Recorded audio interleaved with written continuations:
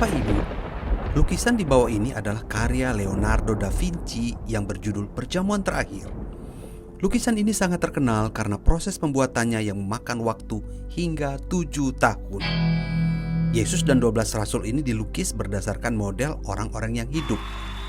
Pertama-tama, Da Vinci memilih untuk melukis Kristus. Da Vinci mulai dengan mengamati ratusan anak muda untuk mencari pola wajah dan kepribadian yang cocok, tidak terlalu tercemar oleh dosa. Setelah berminggu-minggu, akhirnya ada seorang model yang cocok dengan penggambaran Yesus. Dia merupakan seorang anak muda berusia 19 tahun yang memiliki wajah polos dan tidak tercemar dosa. Ya, selama 6 bulan, Da Vinci melukis karakter ini dengan serius. Da Vinci masih melanjutkan pekerjaannya selama 6 tahun ke depan. Satu demi satu, dia mencari tokoh-tokoh yang tepat untuk dilukis sebagai perlambang ke-11 rasul tersebut. Akhirnya, tinggal tokoh Yudas Iskariot sebagai tahap akhir dari mahakaryanya. Yudas Iskariot, dia adalah murid yang mengkhianati Yesus. Selama berminggu-minggu, Da Vinci mencari orang berwajah keras, bertampang penipu, dan suka mengkhianati teman sendiri. Akhirnya dia menemukan sesosok pria di penjara bawah tanah di Roma. Orang tersebut telah dijatuhi hukuman mati sebagai seorang penjahat dan pembunuh. Ketika Da Vinci melihatnya dalam kegelapan bawah tanah, dia melihat pria yang tak terurus, berewokan, dan rambutnya yang tidak tersisir menutupi raut wajahnya. Seraut wajah yang melukiskan sifat yang sangat kejam dan bejat. Inilah sosok yang dapat mewakili karakter Yudas dalam lukisannya, pikir Da Vinci. Oleh sebab itu, atas seizin raja, tahanan ini dibawa ke Milan untuk dilukis. Selama 6 bulan, tahanan ini duduk di hadapan Da Vinci untuk dilukis. Saat menyelesaikan sepuannya yang terakhir, Da Vinci berkata kepada pengawal, "Saya sudah selesai, bawalah tahanan ini keluar." Saat itu si tahanan mendadak melepaskan diri dari pengawasan si pengawal dan berlari menuju ke Da Vinci seraya menangis. "Oh, Da Vinci, pandanglah saya. Apakah Anda tidak tahu siapa diri saya sebenarnya?" Dengan mata tertatih, Da Vinci mengamati wajah si tahanan. Ia menggeleng-gelengkan kepalanya dan berkata, "Tidak, saya tidak pernah melihat Anda sebelumnya hingga Anda diizinkan keluar dari penjara bawah tanah di Roma." Sambil menengadahkan wajahnya ke atas, tahanan itu menangis dan berdoa, "Ya Tuhan, apakah saya sudah terjatuh begitu dalamnya?" Lalu dia memandang kembali si pelukis dan sambil menangis dia berkata, "Da Vinci, saya adalah anak muda yang pernah Anda lukis 7 tahun yang lalu sebagai perlambang Yesus." Ternyata sang pemeran Yudas Iskariot dalam lukisan Perjamuan Terakhir adalah orang yang sama ketika menjadi model sebagai Tuhan Yesus 7 tahun sebelumnya. Rupa-rupanya beberapa tahun sesudah itu hidupnya berubah menjadi seorang yang jahat. Saudaraku, inilah kisah nyata di balik lukisan Perjamuan Terakhir. Lukisan yang mengajar kita tentang besarnya pengaruh buruk terhadap manusia yang tidak tinggal tetap dalam kebenaran firman Tuhan. Ya, Bapak Ibu Saudara yang saya kasihi dalam Tuhan Yesus Kristus, ini adalah kisah yang lama. Bapak Ibu pasti sudah sering mendengar kisah ini, bukan? Namun tentu ada juga Bapak Ibu yang belum pernah mendengarkan kisah ini. Ya, kita kembali ke PowerPoint. Bapak Ibu Saudara yang saya kasihi dalam Tuhan Yesus Kristus, melihat pada bagaimana seorang murid Kristus menjadi seorang yang sungguh-sungguh berjalan di dalam anugerah Tuhan, maka kita akan melihat dan menemukan, saudara, percakapan Yesus dengan orang-orang banyak di bait Allah, saudara. Ketika Yesus sedang mengajar mereka, ketika Yesus sedang menawarkan konsep kemerdekaan kepada mereka, konsep keselamatan dan kehidupan yang benar di dalam Tuhan kepada mereka, saudara. Ayat 30 sampai 32 berkata, setelah Yesus mengatakan semuanya itu, banyak orang percaya kepadanya. Maka katanya kepada orang-orang Yahudi yang percaya kepadanya, "Jikalau kamu tetap dalam firman-Ku, kamu benar-benar adalah murid-Ku, dan kamu akan mengetahui kebenaran, dan kebenaran itu akan memerdekakan kamu." Saudara, percakapan ini berjalan dengan begitu baik, berjalan dengan begitu mesra, saudara. Kenapa? Karena tawaran kemerdekaan yang Yesus sampaikan itu merupakan segala sesuatu yang diinginkan oleh banyak orang. Segala sesuatu yang diinginkan oleh manusia, saudara. Kebayang ketika kita di penjara, lalu ada orang yang datang menawarkan kita untuk bebas. Pasti kita senang, saudara. Kebayang ketika kita sakit, lalu ada orang yang menawarkan diri untuk menyembuhkan kita. Pasti kita senang. Kebayang ketika kita sedang melarat, ketika kita sedang sulit, perekonomian kita sedang tengkurap, saudara, lalu ada orang yang datang untuk memberikan modal yang besar kepada kita. Oh, kita bebas dari kesulitan ekonomi. Semuanya senang, Bapak Ibu Saudara. Demikian pun ada euforia di tengah-tengah orang Yahudi di Bait Allah kala itu ketika Yesus menawarkan konsep kemerdekaannya. Namun apa yang terjadi dalam percakapan tersebut, saudara? Orang Yahudi ini tiba-tiba berkata, kami adalah keturunan Abraham dan tidak pernah menjadi hamba siapapun. Bagaimana engkau dapat berkata, kamu akan merdeka? Saudara, tiba-tiba konsep yang luar biasa yang telah membawa kesenangan bagi orang-orang Yahudi, yang telah membawa kebanggaan bagi orang-orang Yahudi. Mereka begitu senang dengan Tuhan Yesus, mereka bergembira sekali dan seolah-olah mereka ingin ikut Yesus kemanapun Yesus pergi. Mereka ingin menyatu dengan konsep kemerdekaan yang Yesus tawarkan, saudara. Namun ketika Yesus berkata bahwa ketika kamu dimerdekakan, kamu adalah orang yang harus tinggal dalam kebenaran. Engkau harus menjadi muridku. Engkau harus dimerdekakan dari segala pikiran, kehidupan, dan konsep yang lama yang telah engkau bangun selama berpuluh-puluh tahun itu, saudara.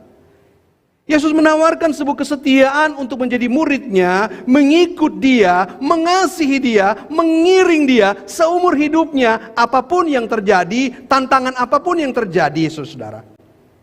Tiba-tiba orang-orang Yahudi itu berubah 180 derajat, saudara. Yesus berkata lagi kepada mereka untuk mengcounter perkataan mereka.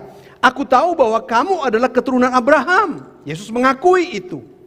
Tetapi kamu berusaha untuk membunuh aku. Karena firmanku tidak beroleh tempat di dalam kamu, saudara. Kebenaran, konsep kemerdekaan yang Yesus tawarkan itu, saudara, ternyata tidak beroleh tempat di dalam hati dan pikiran orang-orang Yahudi hari itu, saudara. Aneh bukan, saudara? Percakapan ini akhirnya mulai memanas, sangat intens dan terus intens, saudara. Lalu orang-orang Yahudi itu pun melanjutkan, saudara, dengan perkataan seperti ini. Bukankah benar kalau kami katakan bahwa engkau orang Samaria dan kerasukan setan? Saudara, ya, orang yang memuja Yesus, orang yang mengagung-agungkan Yesus, orang yang terpesona dengan Yesus, orang yang suka dengan pesan kemerdekaan yang Yesus sampaikan, tiba-tiba dia menghujat Tuhan, tiba-tiba dia merendahkan Yesus, tiba-tiba membenci Yesus, menghina Yesus begitu rupa, dan mengatakan Yesus itu kerasukan setan. Saudara, bahkan puncaknya di ayat 59 kalau kita membaca dan mempelajari perikop dan pasal ini secara keseluruhan, saudara, kita menemukan bahwa orang Yahudi lalu mereka mengambil batu untuk melempari dia, tetapi Yesus menghilang dan meninggalkan bait Allah.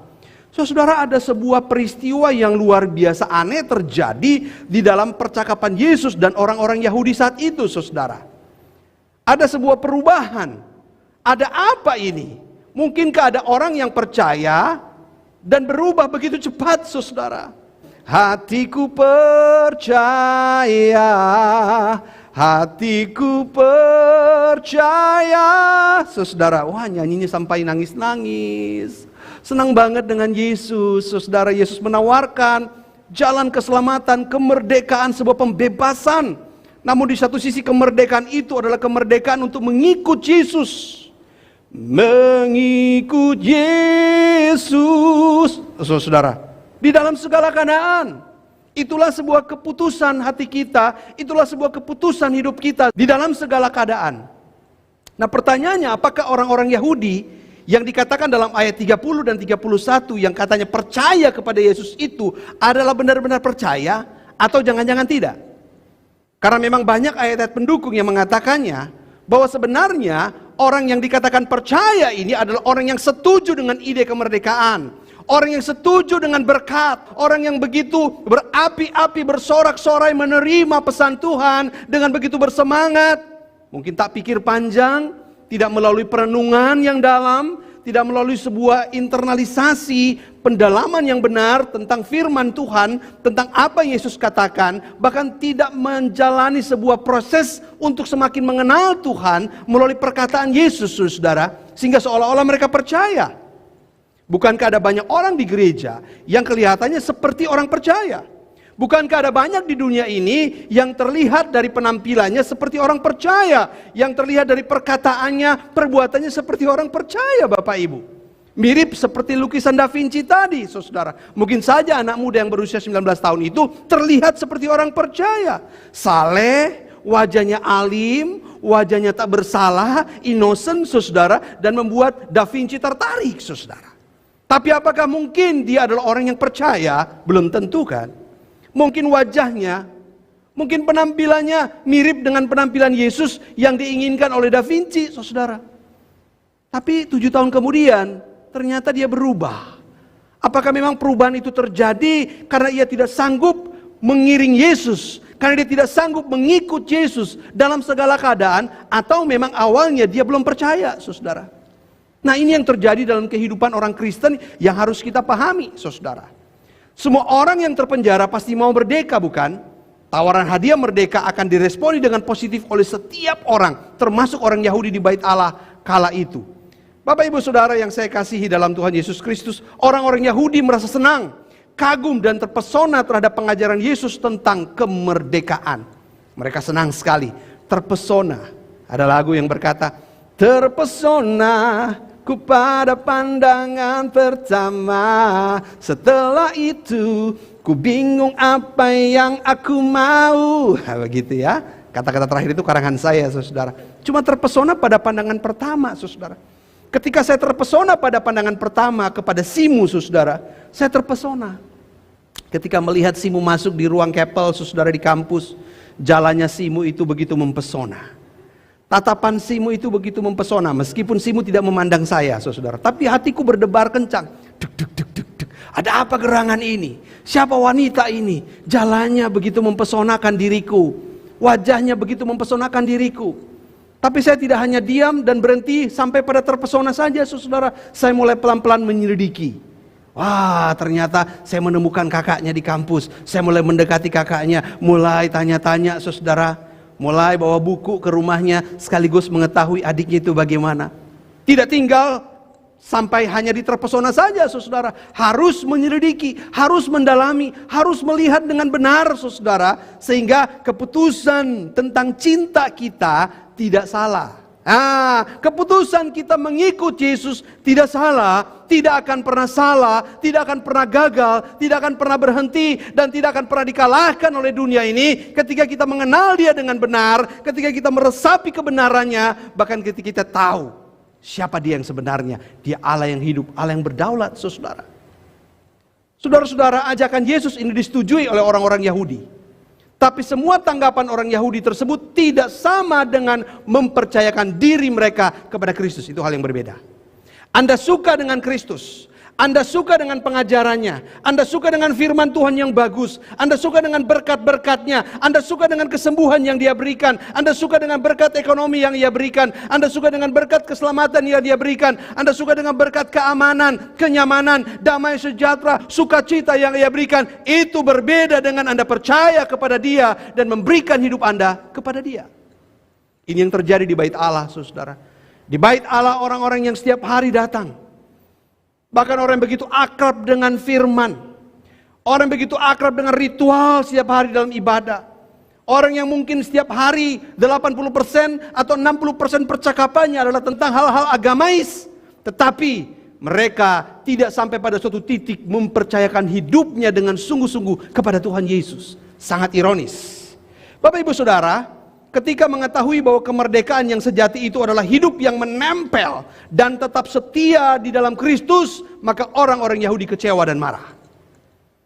Harga dari sebuah kemerdekaan adalah setia, menempel dalam kebenaran, memerdekakan kita terus-menerus dari konsep pikiran yang lama, dari kehidupan yang lama, menempel kepada Kristus, bergantung kepada Kristus, ikut Dia, mengiring Yesus.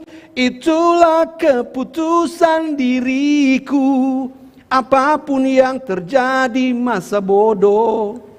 Artinya mengiring Yesus, mau keadaan kita seperti apa, mau keadaan kita baik, puji Tuhan, mau keadaan kita buruk, haleluya, mau keadaan kita itu merayap, haleluya, mau keadaan kita berlari, puji Tuhan, mau keadaan kita tengkurap, apapun itu saudara, Engkaulah Yesus Tuhanku, seumur hidupku, aku mengiring Engkau, mengasihi Engkau dan melayani Engkau. Bapak Ibu Saudara, ini perubahan yang terjadi dalam kehidupan manusia, bukan? Ketika kita percaya pada Tuhan Yesus, kita merasakan cintanya, kita merasakan kuasanya. Kita berdoa waktu sakit, Tuhan sembuhkan. Pekerjaan, saudara, kita lagi cari-cari pekerjaan, kita dapatkan, kita bersyukur dan kita berkata, Tuhan terima kasih. Oh saudara-saudara, semua kehidupan kita lancar, kita berkata puji Tuhan. Oh saudara-saudara, kita katakan itu thank you so much. Tidak ada kata yang keluar selain bersyukur, berterima kasih, memuji, meninggikan dan menyembah Dia, saudara. Namun apa yang terjadi ketika situasi hidup kita berubah? Dan kita tetap dituntut, diminta untuk setia mengiring Dia, menjadi muridnya di dalam kebenaran yang memerdekakan kita itu, saudara. Bapak Ibu yang saya kasih dalam Tuhan Yesus Kristus, kejadian ini sungguh mengingatkan kita pada perumpamaan Yesus tentang seorang penabur benih, bukan? Apa yang Yesus katakan? Yesus mengatakan bahwa ada orang yang mendengar firman dan menerimanya dengan gembira. Yes, firman ini cocok dengan saya. Firman ini gue banget, firman ini ngai banget, firman ini I banget. Cocok banget, kita ambil dengan gembira, saudara kan? Tetapi tidak berakar dan tahan sebentar saja. Tidak dilewati dengan sebuah perenungan. Tidak dilewati dengan sebuah pengenalan. Tidak dilewati dengan sebuah hidup yang sungguh-sungguh menyerahkan diri, commit, submit pada firman Allah itu. Dan apa yang terjadi saudara? Apabila datang penindasan atau penganiayaan karena firman itu, orang itu pun segera murtad. Ini dia nih. Orang yang tadinya menerima firman dengan begitu gembira, firman ini cocok banget buat saya, aku senang banget hari ini, aku diberkati oleh firman. Namun ketika datang persoalan, karena dia tidak berakar, firman itu tidak berakar, ia tidak mau berakar dalam pengenalan akan kebenaran, maka ketika penganiayaan datang karena firman itu, orang itu pun segera murtad. Ada pula orang yang mendengar firman Tuhan, akan tetapi kekhawatiran dunia ini dan tipu daya kekayaan menghimpit firman itu sehingga tidak berbuah. Yesus sudah memberikan perumpamaan tentang penabur, saudara. Bahwa firman Tuhan itu bukan cuma buat enak didengar, bukan cuma buat konsumsi jiwa dan pikiran kita, bukan cuma sebagai penghibur kita, bukan cuma sebagai alat terapi kita, bukan cuma sebagai pemuas pemikiran dan logika kita, tetapi itu adalah untuk seluruh kehidupan kita. Untuk kita semakin mengenal Dia. Bapak Ibu Saudara, apa yang kita pelajari dari percakapan Kristus dengan orang-orang Yahudi ini? Saudara, kita temukan apa saudara? Ada orang yang menyukai Kristus di saat semua berjalan lancar dan menyenangkan. Tapi tak kuat mengikut Kristus di saat hidup tersendat-sendat. Ada. Ketika semua lancar, ketika semua aman, semua beres, aman, terkendali, semuanya yes, Yesus. Yesus, Yesus, saudara-saudara ya, dengar doaku.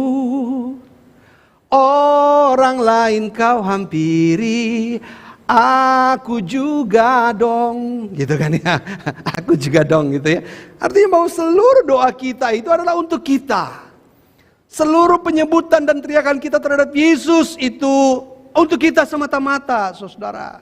Kalau beres maka aku ikut Yesus. Kalau tersendat-sendat, saudara, ini dia orang-orang Yahudi yang mendengar tentang tantangan Yesus. Mereka berubah begitu rupa, saudara. Inilah orang yang dilukis oleh Da Vinci, yang mengambil tokoh dan model sebagai Yesus. 7 tahun kemudian dia berubah menjadi seorang yang jahat, seorang yang bejat, seorang yang kejam, seorang yang bengis, saudara-saudara. Bahkan wajahnya sangat cocok untuk dijadikan model Yudas. Bapak Ibu Saudara, apalagi yang kita pelajari dari percakapan Yesus dan orang-orang Yahudi ini?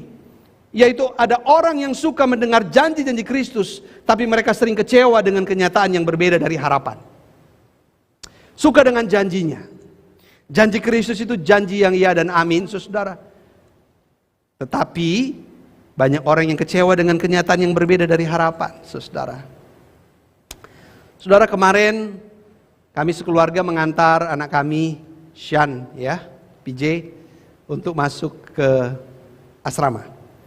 asrama kampus STTAA, saudara ya. Aduh, kami semua senang bercampur sedih, saudara. Apalagi Simu senang bercampur sedih, saudara. Puji Tuhan bisa masuk, saudara, setelah melewati beberapa tahap. Ya, dari tahap ujian, tahap wawancara, tes kesehatan, dan juga pada akhirnya tes COVID juga, saudara, masuk. Saudara, namun beberapa bulan yang lalu, saudara, kami kecewa, sedih, dan bingung bertanya-tanya mengapa ini terjadi.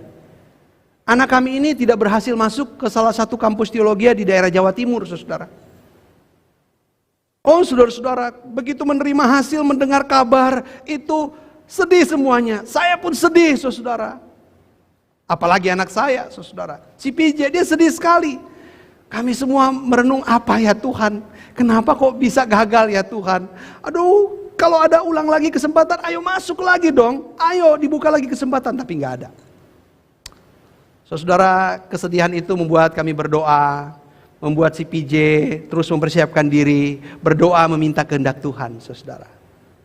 Saudara kebayang ya, Anda, saya, kita semua punya impian, punya kerinduan yang sudah di depan mata, itu tidak tercapai. Sedih sekali bukan? Bisa kecewa nggak? Bisa kecewa.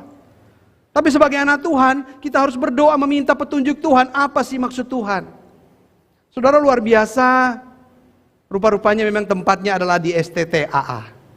Saudara, kemarin ketika ngantar, Simu ngomong ke saya begini, aduh Pak, baru mama kepikir sekarang ya. Coba kebayangkan kalau dia PJ ini di Jawa Timur. Aduh, sekarang aja cuma dekat, sama-sama Jakarta Barat, hanya 15 menit perjalanan, hatinya itu hancur. Cecenya menangis ketika berpisah, saudara. Oh, kebayang nggak kalau di Jawa Timur? Oh, ini maksudnya. Ini adalah sepenggal kecil dari peristiwa yang kita nggak ngerti. Saya percaya ada lagi rencana Tuhan yang jauh lebih besar. Ketimbang kita memaksakan kehendak kita, oh dia harus ngotot di Jawa Timur, harus ngotot di kampus A. Tapi kapan terjadinya kita menyadarinya? Setelah beberapa bulan kemudian. Kami berusaha untuk berdamai, kami berusaha untuk menenangkan diri, kami berusaha untuk terus meminta petunjuk Tuhan, saudara. Kita mulai belajar bahwa ada maksud Tuhan di balik setiap peristiwa yang kita alami, saudara. Ada maksud Tuhan. Simu berkata, puji Tuhan, tidak usah jauh-jauh. Kalau kangen itu bisa langsung menuju cuma 15 menit ke daerah Jalan Panjang, saudara, dekat sekali dari rumah. Oh, saudara, saya yakin ada hal yang besar yang Tuhan siapkan juga buat anak kami PJ itu, di mana dia boleh menempuh studi teologianya di STTAA. Kami langsung melihat firman Tuhan yang berkata di dalam Roma 8 ayat 28. Kita tahu sekarang bahwa Allah turut bekerja dalam segala sesuatu untuk mendatangkan kebaikan bagi mereka yang mengasihi Dia, yaitu bagi mereka yang terpanggil sesuai dengan rencana Allah. Apa yang tidak terjadi dalam hidup Anda hari ini? Apa yang sudah Anda impikan, apa yang sudah di depan mata tertunda karena COVID-19? Apa itu Bapak Ibu Saudara? Yang membuat Anda kecewa dan berkata, Tuhan, mengapa begini? Tuhan, kenapa begitu? Tuhan, tolong jawab aku, beritahu aku, mengapa ini tidak terjadi sesuai dengan apa yang kami inginkan, Tuhan? Kami sudah sungguh-sungguh berdoa, kami sudah sungguh-sungguh taat kepadamu, kami sudah sungguh berjalan di dalam kebenaran-Mu, tapi mengapa ini tidak terjadi, Tuhan? Dan kita kecewa. Kita kecewa. Saudara yang saya kasihi dalam Tuhan Yesus Kristus, ada orang yang percaya bahwa waktu Tuhan pasti yang terbaik, ya kan? Waktu Tuhan pasti yang terbaik. Tapi ingat kelanjutannya, walau kadang tak mudah dimengerti. Oh, saudara-saudara, waktu Tuhan itu waktu yang terbaik. Walau kadang, bahkan mungkin sering, tak mudah kita mengerti, saudara. Tapi mereka sering tak sabar menantikan waktu Tuhan. Kita tahu waktu Tuhan waktu yang terbaik, bukan? Tapi kita sering tidak sabar menanti waktu Tuhan. Di era COVID-19 ini, saudara, kesabaran kita sungguh-sungguh diuji. Kesabaran kita sungguh-sungguh dites. Sungguh-sungguh digembleng, saudara. Benar gak kita sabar menanti waktu Tuhan? Saudara, beberapa waktu yang lalu, salah satu alat elektronik saya rusak, saudara. Dan puji Tuhan harus diservis ke tempatnya, diterima, saudara. Begitu saya antar, sebelum PPKM saudara, oh ya kurang lebih 4 hari Pak. Ya udah, puji Tuhan. Saudara, apa yang terjadi? Sebelum itu diantar saudara, PPKM dibuka. Jadi tempat servis itu tutup saudara, itu tempat servis yang resmi. Tutup saudara. Dari awalnya cuma 4 hari saudara, jadi berminggu-minggu kan. Aduh, PPKM udah akhir, saya telepon lagi, ini udah mau akhir besok ya. Diperpanjang lagi saudara. Saya merasa lama sekali. Saya merasa lama, tiap hari itu yang saya ingat, tiap hari itu yang saya ingat. Sehingga semakin saya ingat, semakin itu terasa lama banget. Begitu sangat membuat saya itu kesel, kok lama sekali ya. Saya telepon lagi ketika PPKM akan berakhir. Pak maaf Pak, PPKM masih diperpanjang Pak. Aduh. Saudara, makin saya tungguin, makin saya ingat-ingat saudara, makin terasa lama. Makin ini stres, makin kita bisa, ini kok kenapa bisa begini, ini gak bener nih. Kita perasaannya bisa curiga sama tuh tempat servis, ini gak bener nih. Kok bisa lama begini? Saudara, tapi akhirnya saya tenang, ya udahlah. Tunggu aja deh. Begitu saya tenang saudara, toh pasti juga semua akan berakhir kan. Pasti PPKM akan berakhir kan. Meskipun hari ini pun belum kan. Namun ketika saya tenang saudara, saya kepikir, katanya dia bilang beberapa hari itu udah selesai. Cuma belum bisa saya ambil ke sana karena masih tutup. Saya kepikir saudara, dalam ketenangan, dalam kesabaran saudara, saya pikir, kenapa nggak saya suruh kirim aja ya? Pasti bisa ya kan? Kirim aja pakai GoSend atau apa? Ya udah saya telepon. Ya Mbak, ini udah selesai. Bisa dikirim nggak? Oh bisa Pak. Dalam hati saya, kenapa nggak dari kemarin-kemarin ya? Itu sudah selesai dari minggu-minggu yang lalu saudara. Ya udah. Oke, begitu kirim. Waktu udah kirim saudara, saya masih terasa lama juga. Kok masih lama sih, katanya udah dikirim. Saudara, ketika kita fokus pada sesuatu yang kita nantikan begitu rupa saudara, maka semuanya akan kacau. Ketika kita hanya fokus menantikan sesuatu yang kita inginkan, kapan PPKM berhenti saudara, kapan aku sembuh, kapan krisis ekonomi ini berakhir, kapan. Semakin kita berpikir kapan, maka semakin kita resah dan gelisah. Semakin kita merasakan lama, semakin sakit itu menghantui kita. Semakin sakit itu terasa bertambah. Semakin krisis ekonomi itu semakin terasa bertambah. Semakin PPKM itu terasa lama sekali. Jangan fokus di sini Bapak Ibu Saudara. Bapak Ibu yang saya kasihi, Yesaya 40 ayat 31 berkata apa kepada kita? Tetapi orang-orang yang menanti-nantikan Tuhan mendapat kekuatan baru. Mereka seumpama raja wali yang naik terbang dengan kekuatan sayapnya. Mereka berlari dan tidak menjadi lesu. Mereka berjalan dan tidak menjadi lelah. Intinya Bapak Ibu Saudara, pelajaran yang saya dapatkan dalam penantian alat elektronik saya adalah menanti-nanti. Bukan menantikan itu saudara, tapi menanti di hadapan Tuhan. Saudara, ada banyak orang yang tidak menantikan Tuhan hari ini, tapi yang dia nantikan adalah kapan PPKM berakhir. Itu yang dinanti-nantikan. Setiap kali dilihat berita diperpanjang, nggak ada diperpanjang lagi. Ia dinantikan dengar berita kapan negatif, masih positif, dia kecewa lagi saudara. Dia menanti-nantikan kapan ini penghasilanku bertambah, kapan aku bisa nabung lagi, kapan aku bisa invest lagi, kapan aku bisa liburan lagi. Semakin dinanti-nantikan, semakin itu menekan jiwa kita, semakin itu menekan hidup kita, dan kita akan semakin jauh dari kebenaran. Oleh sebab itu nantikan Tuhan. Di dalam penantianmu akan segala sesuatu, sabarlah. Sabar bukan diam saja, tapi kau nantikan Tuhan. Nantikan Dia berkarya dalam hidupmu. Nikmati Dia, alami Dia. Karena mungkin saja inilah saat-saatnya Anda harus lebih menikmati Dia, mengalami Dia lebih dari sebelumnya. Amin. Bapak Ibu Saudara yang saya kasihi, orang yang menanti-nantikan Tuhan akan memperoleh kekuatan untuk bertahan dan menang atas segala pergumulan di hidup ini. Terutama pergumulan COVID-19, badai COVID-19. Kita akan bisa bertahan, kita akan bisa menang. Kenapa? Karena kita hidup menanti-nantikan Tuhan. Saudara, menantikan Tuhan itu jauh lebih indah ketimbang kita menantikan PPKM berakhir. Menantikan itu jauh lebih bermakna ketimbang kita menantikan kapan kita yang positif jadi negatif. Menantikan Tuhan itu jauh lebih berarti ketimbang kita menantikan kapan penghasilanku bertambah. Saudara, karena hari ini banyak orang yang terus stres, dibuat bingung, berpikir tentang kapan. Oh, tentang Tuhan mulai lupa, dia mulai hilang semangat ikut kebaktian online. Dia mulai hilang semangat ikut melayani. Pikiran kapan-kapan, penantian-penantian, pembatalan dan penundaan-penundaan ini membuat ia tidak lagi fokus kepada Tuhan. Itu menarik jiwanya, menarik dirinya, sehingga dia tidak fokus lagi kepada Tuhan. Ikut kebaktian online gak konsen lagi. Aku gak dapat apa-apa ikut kebaktian online. Tidak mau melayani lagi. Oh sudah ini fakta. Tidak mau berpikir tentang Tuhan lagi. Kenapa? Karena seluruh dunia ini, badai COVID-19 menarik kita begitu rupa sampai kita kelelahan dan capek deh. Bapak Ibu Saudara yang saya kasih, bukankah kehidupan kita adalah sebuah perlombaan? Wahyu 2 ayat 10 berkata apa? Hendaklah engkau setia sampai mati, dan aku akan mengaruniakan kepadamu mahkota kehidupan.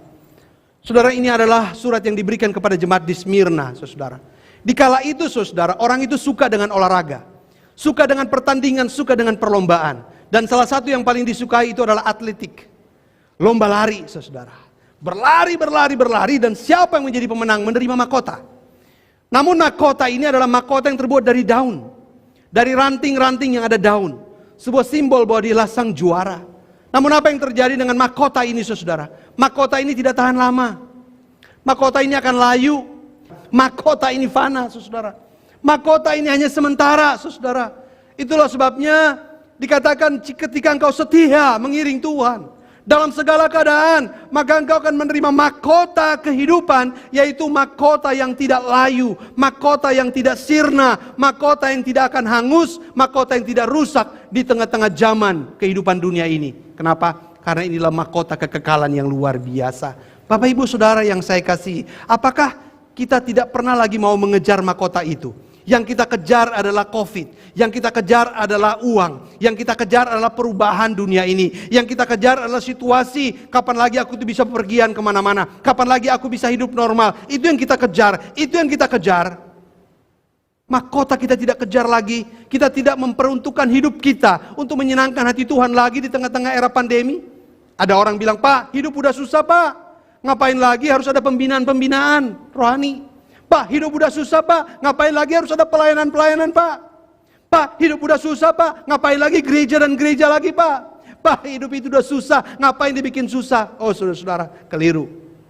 Ketika hidup sedang susah dan kita mendekat kepada Tuhan, susah itu menjadi bermakna. Hidup paling keras itu menjadi berarti. Hidup yang penuh pergumulan itu menjadi penuh makna dalam kehidupan kita, sehingga membuat hidup kita menjadi lebih berarti daripada kehidupan tanpa Tuhan di tengah-tengah pergumulan hidup. Bapak Ibu Saudara yang saya kasihi, 2 Timotius 4 ayat 7 sampai 8. Paulus mengatakan kepada kita, aku telah mengakhiri pertandingan yang baik. Aku telah mencapai garis akhir dan aku telah memelihara iman. Sekarang telah tersedia bagiku mahkota kebenaran yang akan dikaruniakan kepadaku oleh Tuhan, hakim yang adil pada harinya. Tetapi bukan hanya kepadaku, melainkan juga kepada semua orang yang merindukan kedatangannya. Pertanyaannya, apakah kita mau setia kepada Dia? Apakah kita mau setia kepada Dia dalam perlombaan iman kita, di dalam perjuangan iman kita? Saudara-saudara, pergumulan di era COVID-19 harus kita lihat sebagai sebuah perlombaan iman. Amin. Pergumulan di era COVID-19 harus kita lihat sebagai sebuah kesempatan bagi kita untuk merdeka.